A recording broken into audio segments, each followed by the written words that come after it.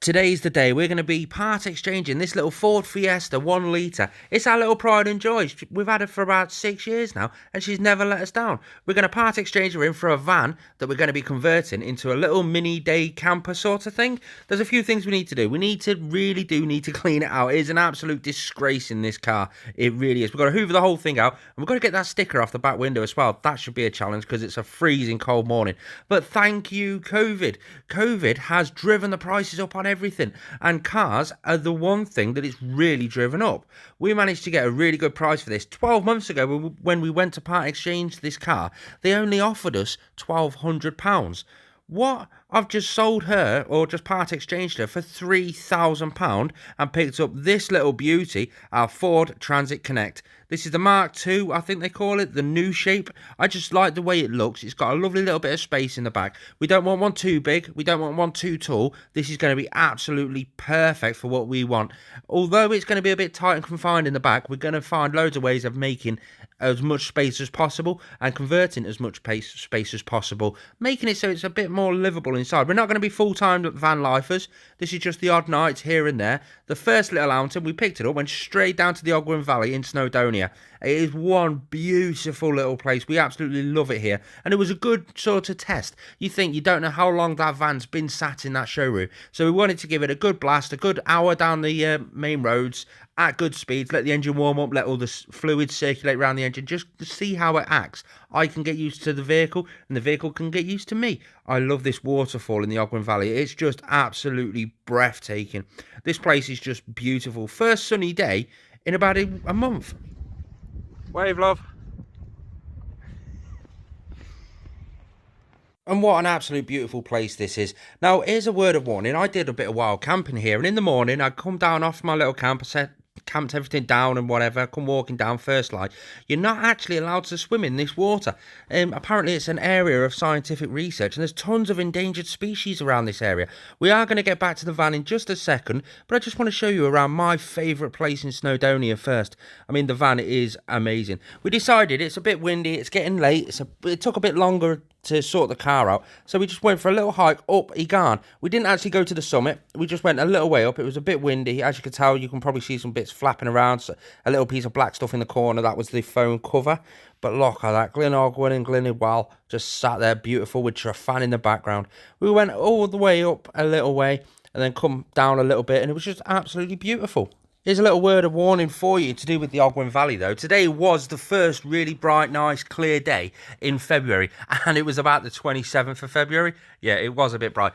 But everyone flocked to the mountains, and the roads, all the car parking areas were fairly full by the time we got there, and the paths were full of cars. And you'll never guess what actually happened. Not only were all the tourists and the locals flocking to the mountains to enjoy the nice weather and enjoy the sun and being out in the mountains, but so did the traffic wardens. When we walked back, there was a traffic warden. He must have done 100 cars. They're all parked on the side of the road, all on the actual pavement themselves. The camper vans that were camping overnight that weren't really supposed to be camping overnight because there is signs.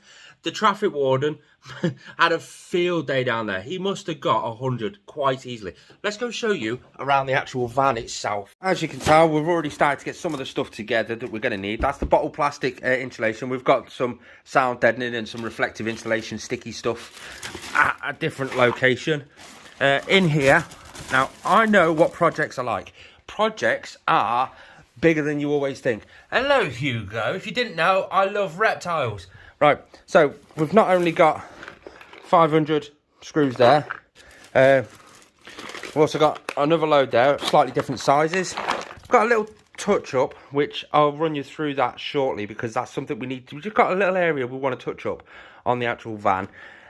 New Stanley knives, because I know for a fact I'm going to go through quite a lot of Stanley knives. I've got some wood filler. Now that is for when we build like the bed area, because we're going to be fully building this out. So subscribe if you want to see this full build, and loads of tricks and tips to do with the 2014 Ford Transit Connect. That's for the wood holes from where the screws go in. We can just block it off and fill them off and stuff, or we can countersink the screws in and then fill them off so it's nice and smooth. Some sanding pads, some more sandpaper. Just got loads of bits and pieces there, along with loads of others at my partner's house. I also picked up this as well, a windscreen repair kit. yeah, you'll see why in a second. Just so you can compare it next to a full-size transit van. There you go. There's not that much difference, is there? I've got to try and squeeze in the gap now for the van drivers. There we go. Right, I'm in. So, let me go wide angle. Boof. That's what it is. It looks quite nice and snazzy and a bit smart. Now, obviously, I've done the school run this morning, so I'll drop that in the back in a minute and I'll show you a bit more better.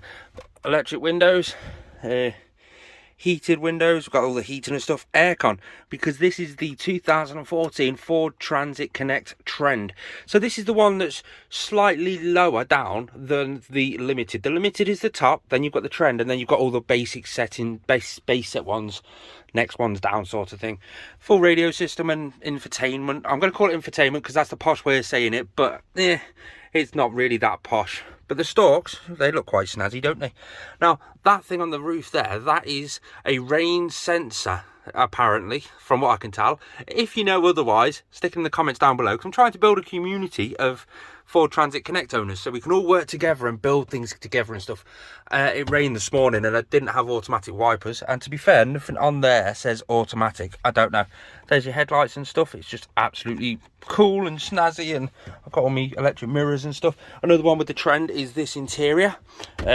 So yeah, real nice sort of buckety seaty interior. I say that, it's the driver's seat that's the bucket interior sort of thing.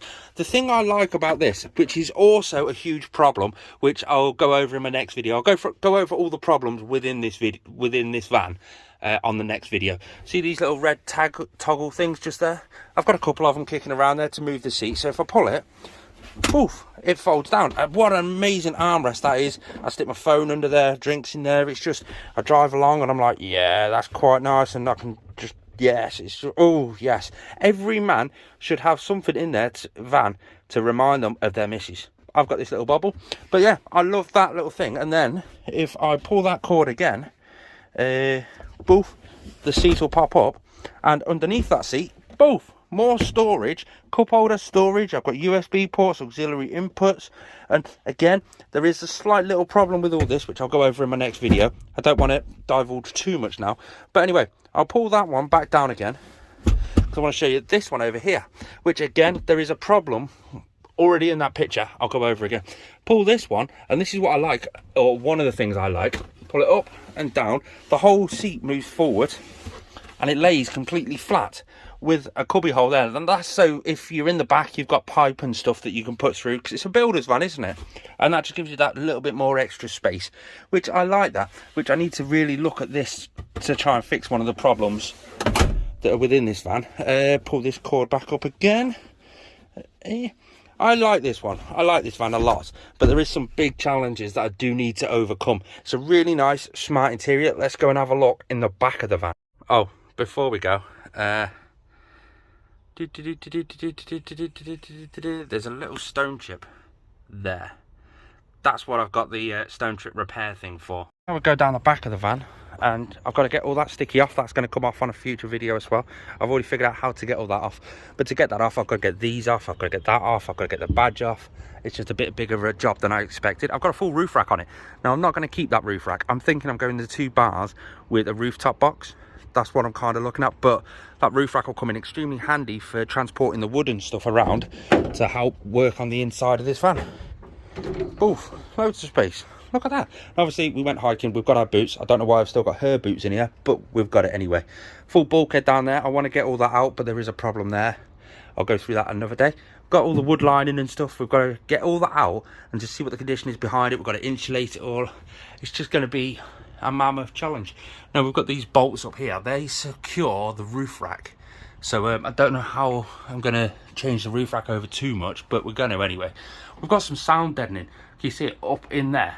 So we've already got some sound deadening. It is quite a quiet drive, actually, a really quiet drive. So I'm wondering if there's any behind there. Again, we're going to check that in a future video. Floor is fully lined with all these things, which I'm probably going to get them out, to be fair, or I might keep them because I'm going to use this for a bit of an actual van stuff as well. For oh, there we go, I'm in. Yeah, might use it to secure things down, to keep them under the floor and just sort of hide them out away. Oh, in this one just here, full jack. It's all in there, everything you need for the jack. Now, we might be getting these plastic covers off and boxing it in further down, hiding some of the electrics. I've seen that done on another video. Same on this side, but we've got a 12-volt socket. So I don't really think I'm going to go full electrics in here with a leisure battery yet. In turn, I may go solar panels and stuff like that, but yet I can just charge up a battery pack and use it all day. And yeah, battery packs. Like I say, we're not going to be in here for a full van life sort of thing. We're only going to be here for the odd nights here and there. So power banks and battery packs will do just fine for us. Let's go down the side door. Whoosh. Yes, see the bulkhead, it does stick out quite a lot. These clips here are for the headrests, which I'm going to have to go in and really work on them, because there's something I've got to do with them. That's one of the problems which I've got to look into. That's a big hole for the pipe work going through from the front seat. Under there is a subfloor. Now that's because the American version of these come with another row of seats, and you've got a footwell there. It's also designed like that to have a disabled wheelchair lift, so we can chop the floor there and then chop the actual metal floor out. That'll just give us a bit more ceiling space there. But so far I'm thinking a full bed with a bit of storage underneath it, maybe. If you are sat inside and you want to look out at the view, you've got a button there, just press it and the doors open out fully. Down here, a little piece of surface stuff there which we've got to touch up, and we've got little bits of scuffs on the corner, just a little bit, but it does look snazzy. Look at that. So that, guys, is our 2014 Ford Transit Connect Trend. It's the 1.6 TDCi. I love it. I've got some bits to work out with it, which are going to be a bit mental, because the problem we've got with this van is there's not that much solid information out there. You go onto any forum where somebody's asked a question, which is a question that I'm currently asking, and the answers are just basically a bit of a conversation that are not really an answer. So I'm going to aim to answer all of those questions, because I've got a lot of work to do in there. Thanks for tuning in, guys. Peace out. Subscribe.